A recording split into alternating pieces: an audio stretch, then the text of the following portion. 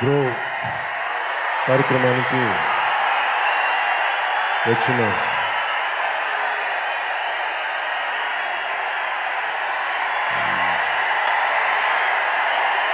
మా కుటుంబానికి, మా కుటుంబ సభ్యులందరికీ పేరు పేరున ప్రతి ఒక్కరికి నా హృదయపూర్వక నమస్కారాలు. ఈ కార్యక్రమాన్ని ప్రసార మాధ్యమాల ద్వారా, సామాజిక మాధ్యమాల ద్వారా వీక్షిస్తున్న ప్రతి ఒక్కరికి బ్రో సినిమా తరపున అందరికీ నా హృదయపూర్వక నమస్కారాలు.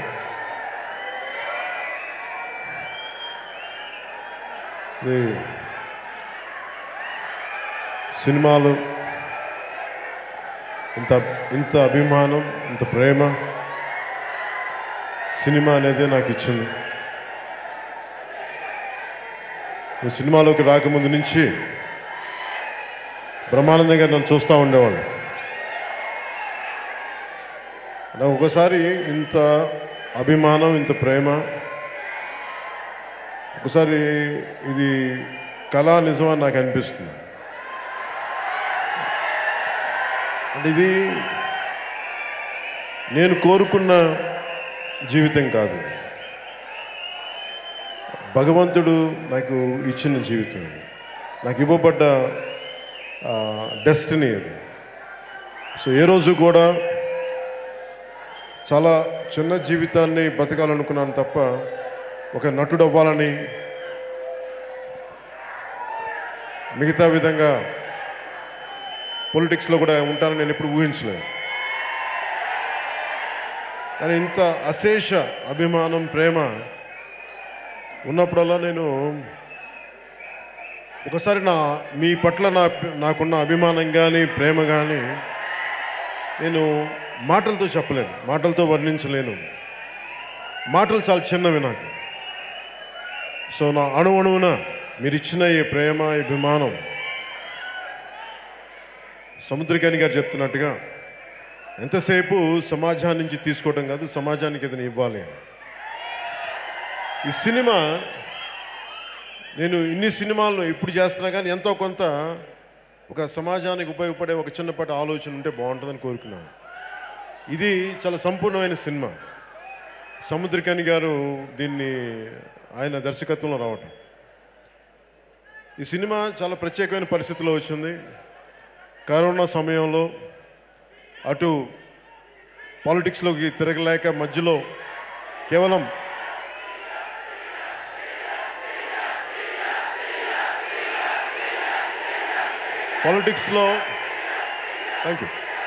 పాలిటిక్స్లో ఏమీ చేయలేని పరిస్థితుల్లో కరోనా సమయంలో ఉన్నప్పుడు మన ప్రముఖ దర్శకులు, సన్నిహితులు, మిత్రులు త్రివిక్రమ్ శ్రీనివాస్ గారు నాకు ఫోన్ చేసి సముద్రకాని గారు ఉన్నారు, ఆయన ఒక కథ విన్నాను, నేను చిన్న ఒక టూకీగా విన్నాను, నేను ఇంకా సినిమా చూడలేదు, దాంట్లో చూస్తే వద్దు అసలు ఈ సినిమా పాలిటిక్స్ అక్కడ వదిలేస్తాం, ఈ సినిమాగా చూడండి.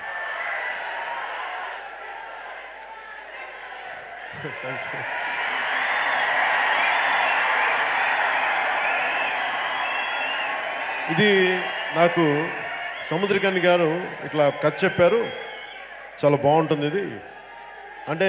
కథ ఏంటని అడిగా. నేను ఎప్పుడు త్రివిక్రమ్ గారిని కానీ దర్శకుడిని కూడా, రచయితని సంపూర్ణంగా నమ్మేస్తాను నేను. నాకు ఒకసారి మనసుకి నచ్చిందంటే ఇంక నేను నమ్మేస్తాను. వాళ్ళు ఎలా చేస్తారు ఇంక నేను మళ్ళీ అడగను. మానిటర్లో కూడా నేను ఎలా చేస్తానని కూడా చూసుకోను నేను. సో అంత నమ్మకంగా ఈ సినిమాని చేశాను. త్రివిక్రమ్ శ్రీనివాస్ గారు రాసిన మన సముద్రకాని గారు రాసిన మూల కథకి, మూల కథా రచనకి త్రివిక్రమ్ శ్రీనివాస్ గారు సరికొత్త స్క్రీన్ ప్లే అందించడం, ముఖ్యంగా మీ అందరినీ అభిమానాన్ని దృష్టిలో పెట్టుకొని ఒక పవన్ కళ్యాణ్ అనే ఒక హీరోని అభిమానులకి ఎలా నచ్చితే, అంటే ఎలా చేస్తే బాగుంటుంది, వీటన్నిటిని దృష్టిలో పెట్టుకొని ఆయన డెవలప్ చేసిన స్క్రీన్ ప్లే చాలా బాగా చేశారు. ఇది ఆలోచిస్తున్నప్పుడు నాకు సముద్రకని గారిలో కూడా బాగా నచ్చింది. ఆయనకి నేను ఎంత అభిమాని అయిపోయానంటే సముద్రకని గారికి, అంటే ఎందుకంటే మన చాలామందికి మనందరికీ కూడా తెలుగు భాష మీద మనకి చదవడం రాదు, చాలామందికి సరిగ్గా పలకటం రాదు. అది టింగ్లీష్ మాట్లాడుతాం అందరం. నేను కూడా సరిదిద్దుకుంటూ ఉంటాను ఇప్పటికీ. అంటే అటు పూర్తిగా తెలుగు రాదు మనకి, అటు అందరికీ కాదు, అట్లీస్ట్ నాలాంటోడికి అటు పూర్తిగా తెలుగు రాక, అటు పూర్తిగా ఇంగ్లీష్ రాక, బ్రిటిష్ వాళ్ళు వచ్చి వెళ్ళిపోయినా కానీ ఏ భాష మాట్లాడాలో ఇంకా తెలియక, ఒక వాక్యం సంపూర్ణంగా ఒక 10 వాక్యాలు పరిపూర్ణమైన తెలుగులో మాట్లాడలేం. మధ్యలో 4-5 ఇంగ్లీష్ పదాలు, ఇవన్నీ మాట్లాడి నాకే విసుగొస్తాయి. అలాంటి నన్ను నేను సరిదిద్దుకుంటా ఉంటాను. మన మాతృభాష చాలా బలంగా ఉండాలని. అలాంటిది సముద్రకని కానీ మనం ఎందుకు ఒక బలంగా ఆయనకి మన అభిమానం, మనకి అభివందనం చేయాలంటే మన భాష కాదు, ఆయన తమిళనాడు నుంచి వచ్చిన డైరెక్టర్. మన భాష కాదు, మన తెలుగు కాదు, మన యాస కాదు. మొదటి రోజు స్క్రిప్ట్ రీడింగ్కి నేను వెళ్తా ఉంటే ఆయన చదువుతూ ఉన్నారు. ఏదో ఒక స్క్రిప్ట్ ఉంటే నేను అనుకున్నా అందరిలాగా ఆయన తమిళ్లో రాసుకున్నారు, ఇంగ్లీష్లో రాసుకున్నారు. చూస్తే తెలుగు స్క్రిప్ట్ చదువుతూ ఉన్నారు.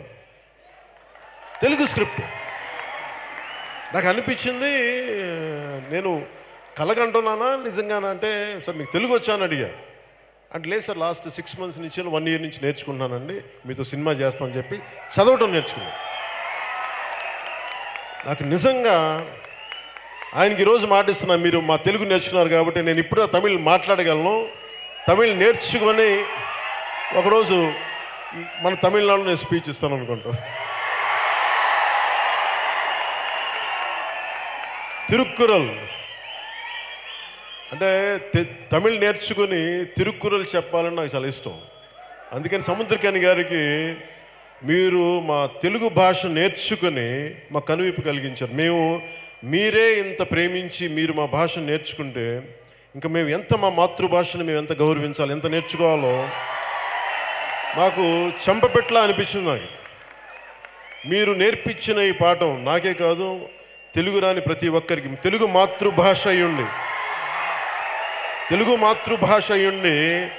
తెలుగు నేర్చుకొని ప్రతి ఒక్కరికి, మాలాంటి వాళ్ళందరికీ కూడా మీరు నేర్చుకొని మరి మాకు చూపించడం మా అందరికీ కనువిప్పు. ఇది ఎందుకంటే మన భాషలో ఒక గొప్ప దర్శకులు ఎందుకు అవుతారు, ఒక గొప్ప కథకులు ఎలా అవుతారు, ఒక గొప్ప స్క్రీన్ ప్లే రైటర్స్ ఎలా అవుతారు, వారి భాషల్లో వారి మాతృభాషలో ఉన్నంత బలం, సాహిత్యం, దాని తాలూకు అంతర్లీనంగా వాళ్ళ ప్రదేశాల తాలూకు మీద పట్టు, అది సాహిత్యంలోనే దొరుకుతుంది.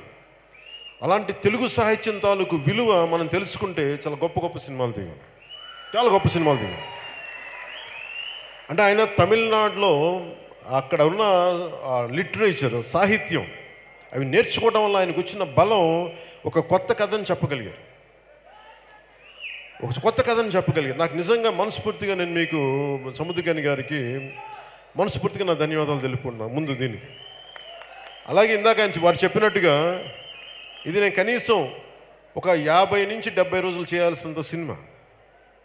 అలాంటిది నేను చెప్పాను, నాకు అంటే నాకు మనసు ఎలా ఉంటుందంటే, ఒకసారి ఈ పొలిటికల్ మైండ్ సెట్కి వెళ్ళిపోయాక సినిమాలు ఇష్టం, సినిమా అంటే ప్రేమ, సినిమా అంటే, కానీ సమాజం నాకు బాధ్యత. నాకు సినిమా అంటే చాలా ప్రేమ. మేబీ నేను గొప్పగా మన ఏమంటుందని జూనియర్ ఎన్టీఆర్ గారిలో నేను గొప్పగా డ్యాన్సులు చేయలేకపోవచ్చు, రామ్ చరణ్ లాగా చాలా గొప్పగా డ్యాన్సులు చేయలేకపోవచ్చు, వాళ్ళలాగా చేయలేకపోవచ్చు, ప్రభాస్ గారిలాగా బలమైన కొన్ని సంవత్సరాలు కష్టపడి దగ్గుబాటి రాణా గారిలాగా చేయలేకపోవచ్చు. అంటే నాకేమో అంటే నేను ఇంతమంది ఈ రోజున మన వైష్ణవ్ తేజ్ కానీ, మా సాయి ధరమ్ తేజ్ కానీ, వరుణ్ తేజ్, వీళ్ళందరూ ఉంటే నేను ఒకటే చెప్తాను, ఈ సినిమా పరిశ్రమ ఏ ఒక్కరికి చెందింది, మా కుటుంబానికి కూడా చెందింది, అందరిది. చాలాసార్లు పదే పదే చెప్తా ఉంటాను నేను, ఈ పరిశ్రమ అనేది ఎవరైనా సరే మీలో నుంచి చూసే వాళ్ళలో నుంచి కోట్లాది మందిలో ఎవరైనా సరే మీరు బలంగా అనుకుంటే మీరు సాధించగలరు. ఇది ఒక్కరికి సంబంధించిన పరిశ్రమ కాదు, ఇది మీరు నమ్మాలి. అది రాజకీయం కానీ సినిమా కానీ ఏదైనా సరే ఒక్కరికి చెందింది కాదు. అందుకే నేను ఎప్పుడు ఇది గొప్పగా చెప్పుకోవడానికి ప్రయత్నించను. ఎందుకంటే అన్నయ్య చిరంజీవి గారు కూడా మీరు ఆలోచించాల్సిన ఆయన కూడా చాలా సగటు దిగువ మధ్యతరగతి కుటుంబాల నుంచి వచ్చిన వాళ్ళు. మేమందరం దిగువ మధ్యతరగతి కుటుంబాల నుంచి వచ్చిన వాళ్ళు. మా అందరికి ఎలా ఉంటుందంటే మాకెవరు అండాదండాలు లేరు. అలాగే చిరంజీవి గారు మెగా స్టార్డమ్ సాధించిన తర్వాత నన్ను అడిగారు, నువ్వు హీరో అవుతావా అంటే నాకు భయం వేసింది. నా ఊహల్లో హీరో అంటే చిరంజీవి గారు తప్ప ఇంకెవరు లేరు. నాకు మేబీ నా కృష్ణ గారు ఇష్టం అంటే కృష్ణ గారు ఉన్నారు మైండ్లో. ఎన్టీ రామారావు గారు వీళ్ళందరూ పెద్ద నాగేశ్వర గారు పెద్ద నటులు ఉన్నారు, వీళ్ళందరూ ఉన్నారు. కానీ నేను ఎప్పుడు నన్ను ఊహించుకోలే. నా ఊహ అంతా ఏంటంటే ఏదైనా ఒక చిన్నపాటి ఉద్యోగం చేసి ఎక్కడైనా దూరంగా పొలంలో పని చేసుకోవాలి, అంతకుమించి నాకు వేరే కోరికలు లేవు. కానీ నాకున్న సాహిత్యం ఇష్టం, పుస్తకాలు చదవటం, లేదంటే మార్షల్ ఆర్ట్స్, వీటన్నిటి వల్ల ఏదైనా చేస్తామని అడిగితే నేను ఊహించుకోలేకపోయాను. దాన్ని మనస్ఫూర్తిగా బ్రేక్ చేసింది మా వదిన గారు. అంటే మనకేమనిపిస్తుంది, మనం నమ్మేవాళ్ళు ఒకళ్ళు కావాలి. పర్లేదు బాగానే ఉంటే చెయ్యండి. నేను మొన్న ఎగ్జాంపుల్ చెప్తా ఉన్నా, సుస్వాగతం షూటింగ్కి వెళ్ళాను. అంటే ఎలాంటి ఇబ్బందులు పడతానంటే వైజాగ్ జగదాంబ సెంటర్లో అది కమ్ కమ్ వెల్కమ్ పలికిన సమ్ పాట ఏదో ఉంది. జగదాంబ సెంటర్లో నన్ను ఒక ఒక బస్సు మీద పైకి ఎక్కించి డ్యాన్స్ చేయమన్నారు. ఆ రోజు నేను చచ్చిపోయాను. ఆ రోజు ఏడుపు వచ్చేసింది. అంటే సిగ్గు, నాకు 10 మంది ముందు యాక్ట్ చేయాలంటే, మాట్లాడాలంటే సిగ్గు. మా వదినికి ఫోన్ చేసి చెప్పా, నువ్వు నన్ను ఎందుకు అనవసరంగా ఎగదూసావు, నువ్వు శుభ్రంగా వదిలేస్తుంటే ఎక్కడో మారుమూలు ఎవరికీ కనిపించకుండా బతికేసేవాడిని కదా. ఆ రోజు మా వదిన చేసిన తప్పు నన్ను ఈరోజు ముందు ఇలా నిలబెట్టింది. మా వదినే కనుక అలా తప్పు చేయకుండా కానీ ఉండుంటే నా పార్టీకి నేను చాలా చిన్న జీవితం గడుపుకుంటేవాడిని. మా వదిన చేసిన ద్రోహం ఈ రోజున మాటలు వర్ణించలేను.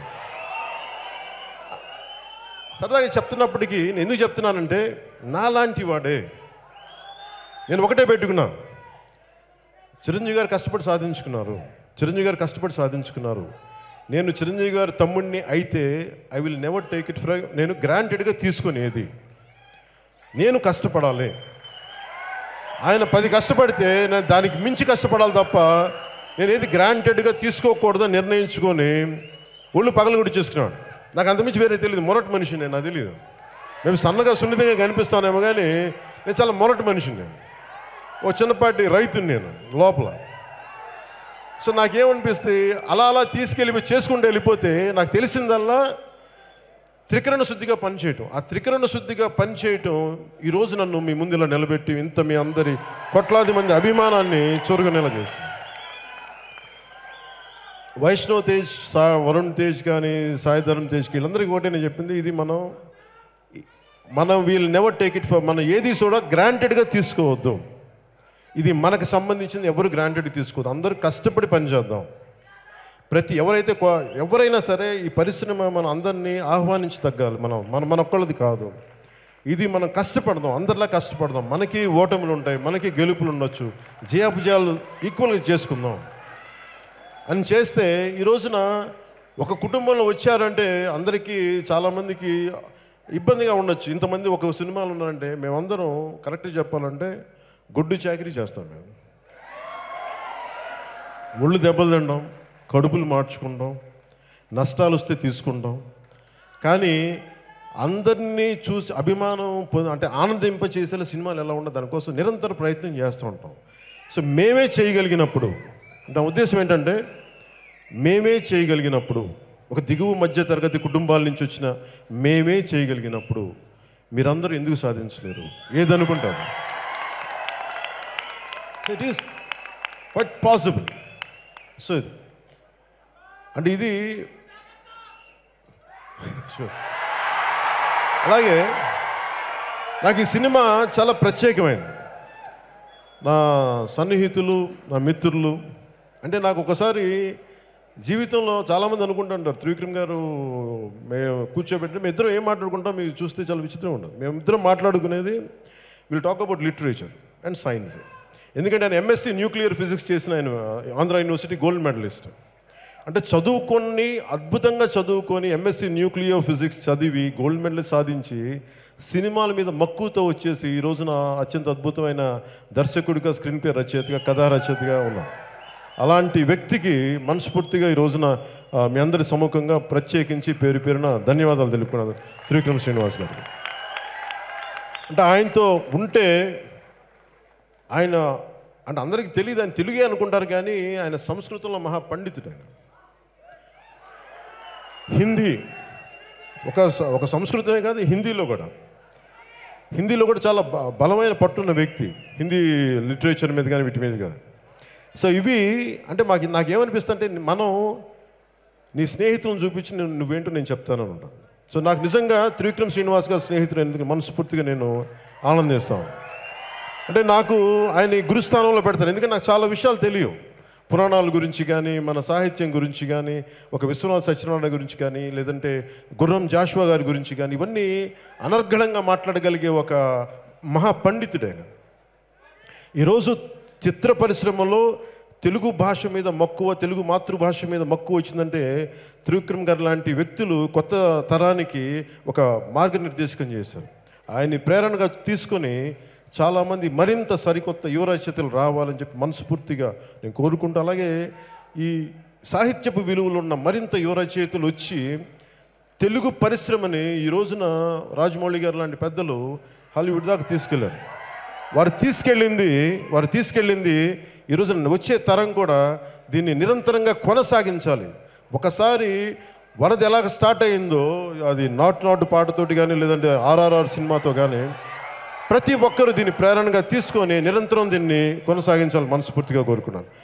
అలాగే రేపొద్దున మహేష్ బాబు గారితో చేసే సినిమా కూడా చాలా అద్భుతంగా మన రాజమౌళి గారిది అది ఇంకొక స్థాయికి అలా ప్రతి ఒక్కరూ నేను అందరి హీరో అభిమానులు అందరినీ మనస్ఫూర్తిగా నేను అభిమానిస్తాను. దేనికో చెప్తాను, అందరి హీరోలు ఎందుకు ఇష్టం అంటే నాకు వాళ్ళెవరు దోపిడీలు చేయరు, ఎవరు వస్తువులు తీసుకోరు, కష్టపడతారు. ఒక్కొక్క హీరో సినిమా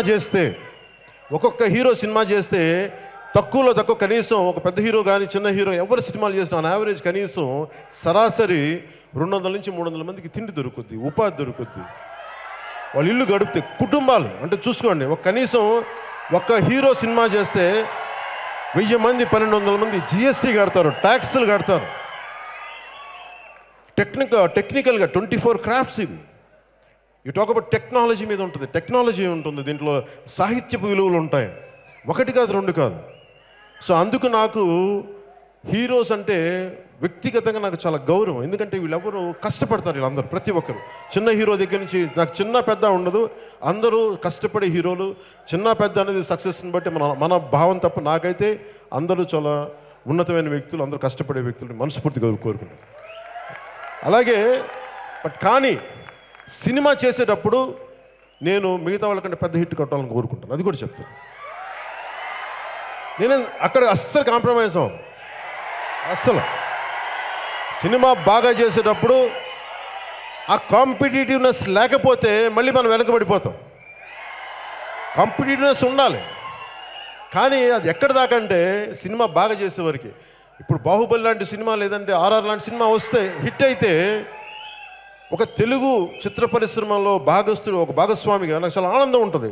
నాకేముంటుంది పోటీ, మనం కూడా అలాంటి వాళ్ళు కొడితే బాగుంటుంది అనిపిస్తుంది నాకు. కాకపోతే నాకు సంపూర్ణంగా సినిమాలు ఉండంటే వేరే పరిస్థితి ఏమో, కానీ నాకు ఆ మైండ్ సెట్ లేదు. కానీ దాని బదులు ప్రతి ఒక్కరూ ఇంకెవరు సాధించినా నాకు ఆనందం. ఎందుకంటే ఇది ప్రతి ఒక్కరూ దీన్ని విజయం సాధించాలి. ప్రతి ఒక్కరు విజయం సాధించాలి. కాంపిటేటివ్నెస్ పోకుండా, స్నేహభావం పోకుండా తెలుగు చిత్ర పరిశ్రమ ఉండాలని మనస్ఫూర్తిగా నేను కోరుకుంటున్నాను. కాంపిటేటివ్నెస్ ఉండాలి, ఎందుకంటే దానివల్ల క్వాలిటీ పెరుగుద్ది.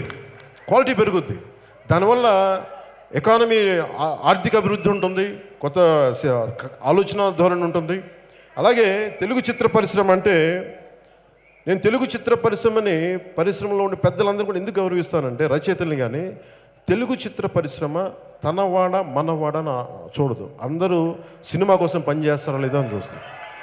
సముద్రకని గారు మన తెలుగువాడు కాకపోవచ్చు, కానీ మనవాడు, మన తెలుగు సినిమా తీసిన తమిళనాడుకి చెందిన మన భారతీయుడు. నేను ఇట్లాగే చూస్తాను.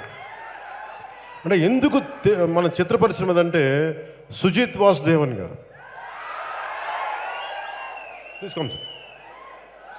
సుజిత్ వాసుదేవన్ గారు ఈ సినిమాకి డైరెక్టర్ ఆఫ్ ఫోటోగ్రఫీ.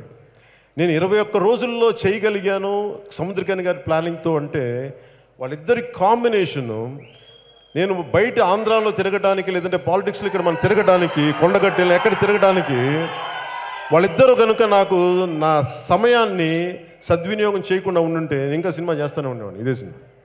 అందుకని మనస్ఫూర్తిగా మా అందరి తరపున మీకు నేను ప్రత్యేకించి ధన్యవాదాలు తెలుపుకుంటున్నాను.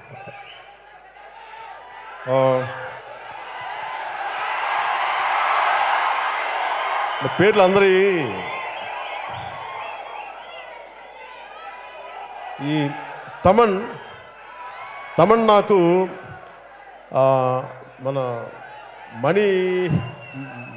మణిశర్మ గారి దగ్గర పనిచేస్తున్నప్పటి నుంచి, దర్శకులు సంగీత దర్శకులు మణిశర్మ దగ్గర పనిచేస్తున్నప్పటి నుంచి, సహాయకులుగా ఉన్నప్పటి నుంచి, తను ఆల్మోస్ట్ నాకు టీనేజ్ నుంచి తెలుసు నాకు. అలాంటి తమన్ నాకు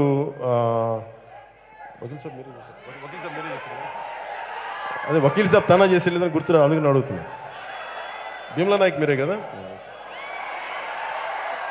క్షమించాలా. అంటే పాలిటిక్స్లో గుర్తున్నాయి కానీ లెందీ స్పీచెస్ ఇక్కడ గుర్తుండదు. సో ఇది ఒక హ్యాట్రిక్ ఫిలిం నాకు మా తమన్ తోటి. తమన్ 3 సినిమాలు వరుసగా ఈ వకీల్ సాబ్, భీమ్లా నాయక్, బ్రో సినిమా చేయడం మనస్ఫూర్తిగా తమన్కి నా కృతజ్ఞతలు తెలియజేస్తాను.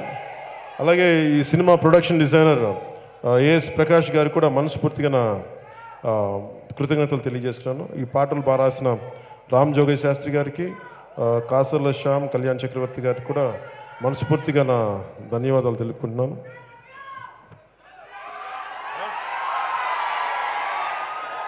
అలాగే ఈ సినిమాలో మన చాలా చిన్న పాత్రలు చేసిన అతిథి పాత్రలు చేసిన బ్రహ్మానందం గారికి, రాజా గారికి, అలాగే మన సోదరుడు పృథ్వీ గారికి కూడా నేను మనస్ఫూర్తిగా నా కృతజ్ఞతలు తెలియజేసుకుంటా ఉన్నాను.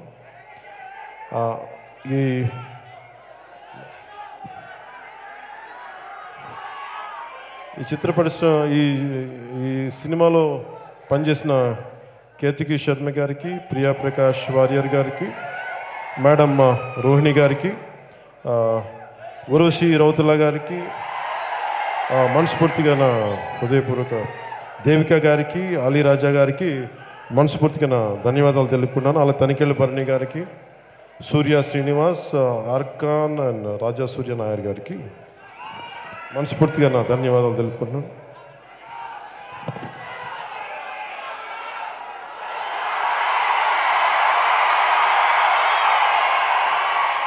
ఈ సినిమా నాకు చాలా ప్రత్యేకమైంది. సాయి ధరమ్ తేజ్ తను యాక్ట్ చేస్తానంటే నా దగ్గరికి వచ్చాడు. యాక్ట్ చేస్తానంటే నాకు అనిపించింది, నేను ఎవరిని ఆపడానికి, అంటే ఒక వ్యక్తి ఏం కావాలనుకుంటే నా చాయిస్ లేదు, నేను డిస్కరేజ్ చేయలేదు, ఎంకరేజ్ చేయలే.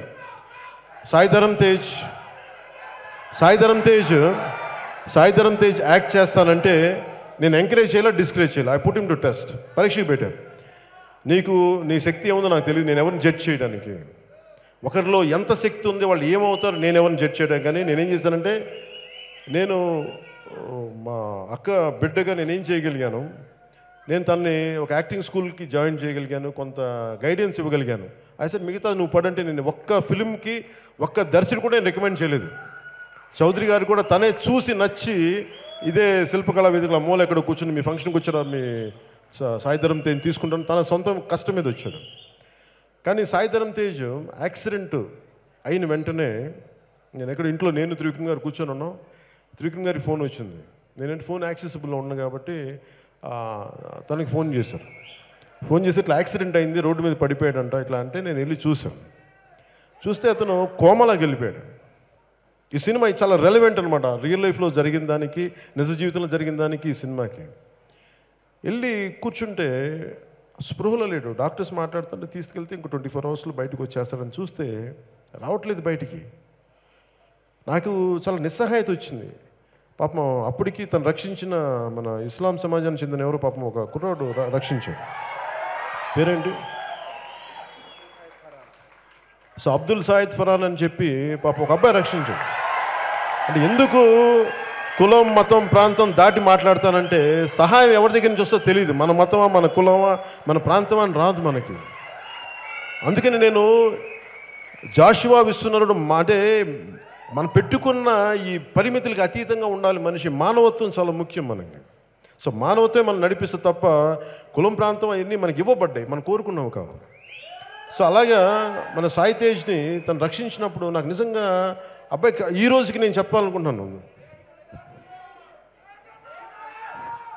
మనస్ఫూర్తిగా ఈరోజు తేజ్ ఇక్కడ ఉన్న సినిమా చేస్తానంటే మీ అందరి సమ్ముఖంగా అబ్దుల్ ఫరాన్కి నేను మనస్ఫూర్తిగా నా కృతజ్ఞతలు తెలియజేసుకున్నాను. ఎందుకంటే మీలాంటి వాళ్ళు స్పందించి తేజ్ని, ఎవరో పడిపోయాడు, బైక్లో వెళ్తా ఉన్నాడు అబ్బాయి, స్పీడ్ కూడా కాదు, జారిపోయింది, ఇసుకేశారు. మీకు తెలుసు కదా రోడ్లు ఎలా ఉంటాయి, సరిగ్గా వేయరని. ఇక్కడ అంటే ఆ రోడ్లు కాదు నేను చెప్పింది, క్లీన్ చేయలేదు రోడ్లని. సో తేజ్ పడిపోతే అబ్దుల్ ఫరాన్ రక్షించి, నాకు ఇలాంటి చిన్న చిన్న మూమెంట్స్ అందరూ వదిలేస్తారు, ఇది మనకు జరిగిందిలే అని చెప్పి.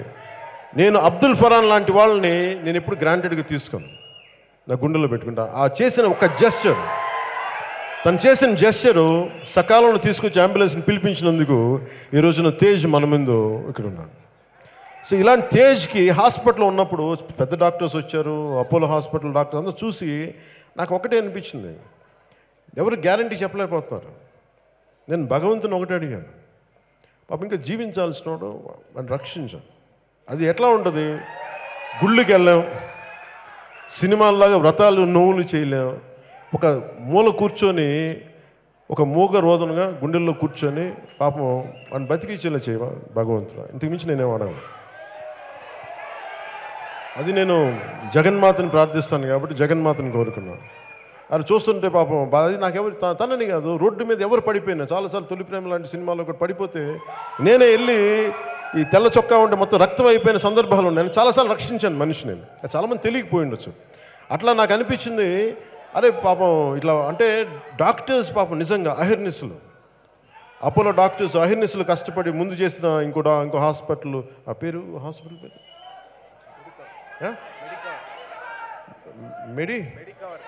మెడికవర్ హాస్పిటల్ నుంచి పాపం వాళ్ళు ఇనీషియల్ ట్రీట్మెంట్ ఇచ్చి ఆ డాక్టర్స్కి నా ప్రత్యేక కృతజ్ఞతలు తెలియజేస్తాను. అలాగే అపోలో హాస్పిటల్ డాక్టర్స్కి, ఆ టీం అందరికీ ప్రత్యేకించి ఇతన్ని బయటికి తీసుకొచ్చినందుకు సో నాకు మనస్ఫూర్తిగా వారికి నా కృతజ్ఞతలు తెలియజేసుకున్నాను.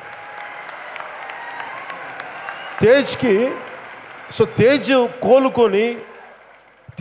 కోలుకొని మాట సరిగ్గా రావట్లా, మెత్తబడిపోయాడు మనిషి, నడవలేకపోతున్నాడు సరిగ్గా, అంటే స్లో అయిపోయింది, బ్రెయిన్ దెబ్బతగిలింది. అలాంటి వాడు కూర్చొని ఎట్లా ఉందంటే సినిమా త్రివిక్రమ్ గారు చెప్పారు మన తేజ్కి ఇద్దాం సార్ అని. నేను అడిగా పోనీ తేజ్ బదులు ఇంకెవరికైనా అంటే నా మైండ్లో తేజ్ వచ్చాడు, తేజ్కి ఇద్దాం సినిమా.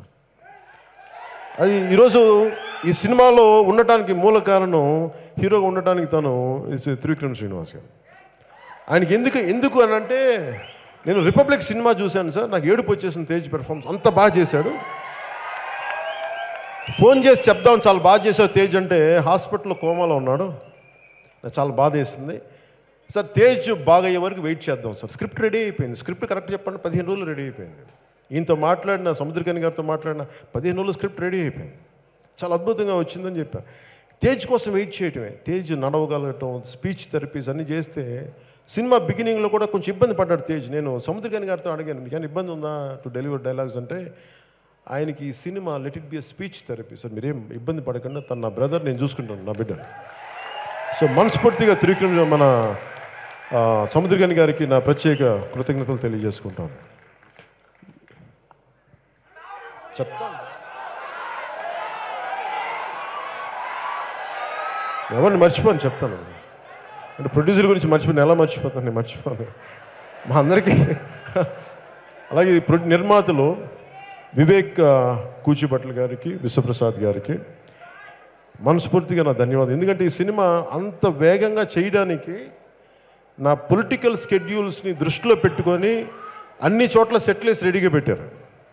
నేను నా టైం ఇవ్వడమే తప్ప మార్నింగ్ 7 o'clock వెళ్తే ఇంకా చెప్పాలంటే 21 రోజుల్లో గంట కరెక్ట్ 6 నుంచి 8 గంటలు చేశాను అంతే. సినిమా 80% సినిమాలో ఉంటాను నేను. 70 to 80% అనుకుంటా. 80% సినిమాలో ఉంటాను. ఇది గెస్ట్ క్యారెక్టర్ ఏం కాదు, ఇది కాదు, చాలా ఫాస్ట్గా చేశారు అంతే. ఇది చేయడానికి మూలకారకులు విశ్వప్రసాద్ గారు, వివేక్ కూచిభట్ల గారు. అంటే వాళ్ళు ఎక్కడో అమెరికాలో ఉండే విశ్వప్రసాద్ గారు తెలుగు సినిమా మీద అత్యంత ప్రేమ కలిగి వారందరూ దీన్ని ఎంతో ఒక ప్రెస్టీజియస్గా తీసుకొని వరుస విజయాలతో ఉన్న వాళ్ళు ఈ బ్రో సినిమాను కూడా ప్రొడ్యూస్ చేసినందుకు మనస్ఫూర్తిగా పేరు పేరున నా హృదయపూర్వక ధన్యవాదాలు తెలుపుతున్నాను. ఈ కార్యక్రమానికి ముఖ్య అతిథిగా వచ్చేసిన శ్రీ మాజీ రాజ్యసభ సభ్యులు, నా సన్నిహితులు శ్రీ టీజీ వెంకటేష్ గారికి కూడా మనస్ఫూర్తిగా నా ధన్యవాదాలు తెలుపుకుంటా ఉన్నాను. ఈ సినిమా నా డ్రెస్ ఒకటి తేజ్గా కాస్ట్యూమ్స్ చేసిన మేడం నీతా లుల్లా గారు అంటే చాలా అంటే నేను నా పెద్ద కాస్ట్యూమ్స్ మీకు తెలుసు కదా, నాకు ఏ డ్రెస్ ఇంట్లో వేసుకుంటే ఇది సరిపోతుంది, నేను అట్లా షూటింగ్ వచ్చేస్తున్నాను. అలాంటి వ్యక్తి నేను. ఆవిడ కూర్చొని ఈ షూ వేసుకోవాలి, ఇట్లాంటిది వేసుకోవాలంటే రియల్ లైఫ్లో చెప్పులు ఉన్న ప్యాంట్ వేసుకుని వచ్చేస్తాను మేడం, నా వల్ల కాదంటే ఆవిడ పట్టుబట్టి ఈరోజు ఇంత ఒక ఫ్యాషన్ స్టేట్మెంట్తో ఈ సినిమా నా డ్రెస్ స్టైల్ ఉంది అంటే ఇట్స్ మేడం నీతా లుల్లా గారి ఆవిడ designing. So we are grateful to you ma'am. Thank you.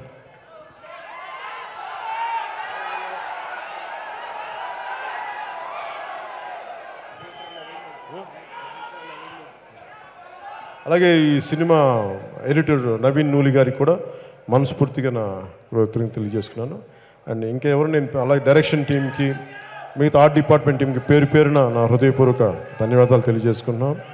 అలాగే దీన్ని మా ప్రసార మాధ్యమాలు ఉన్న ఈ టీవీ సంస్థలన్నింటికీ కూడా మనస్ఫూర్తిగా నా ధన్యవాదాలు తెలుపుకున్నాను. అలాగే ఈ కార్యక్రమానికి సహకరించిన తెలంగాణ పోలీస్ శాఖ వారందరికీ మనస్ఫూర్తిగా నా ధన్యవాదాలు తెలుపుకున్నాను.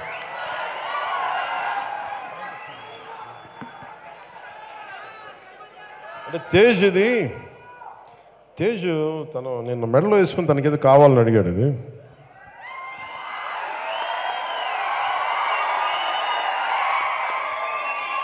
నీతా లుల్లా గారు ప్రత్యేకించి డిజైన్ చేశారు. ఇది సో తేజ్ కదా పండగ చేసుకో.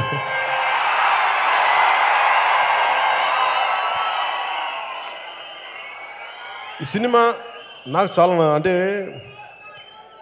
ఈ సినిమా చూసిన తర్వాత నాకు అనిపించింది ఇది కన్నీరు పెట్టి నవ్విస్తుంది, బాధిస్తుంది, గుండెల నిండుగా నవ్వుకుంటాం, నవ్వుతూ ఏడుస్తాం.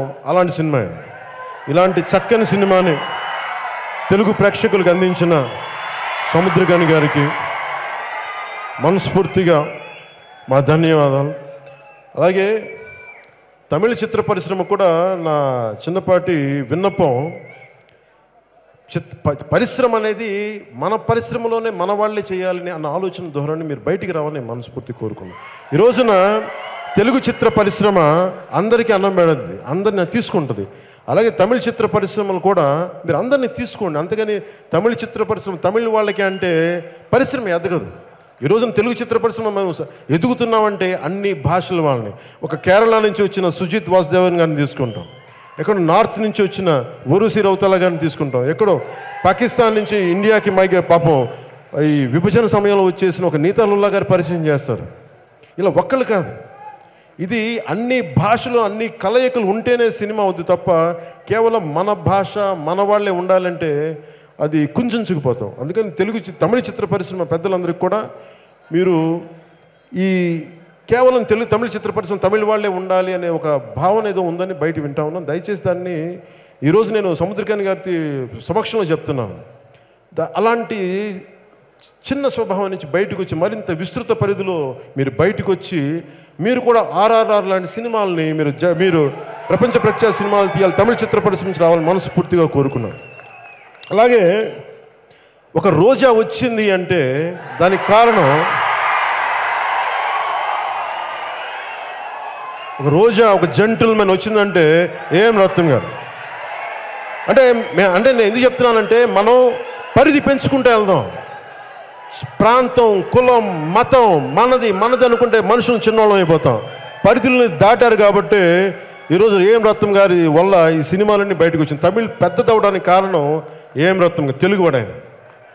సో అందుకని ముఖ్యంగా తమిళ చిత్ర పరిశ్రమ పెద్దలందరికీ కూడా మీరు దాటి చూడండి. అక్కడ నిజంగా స్థానికంగా అక్కడ కార్మికుల సమస్యలు ఉంటే మీరు డెఫినెట్గా అక్కడ ఫీడింగ్ ఉండాలి.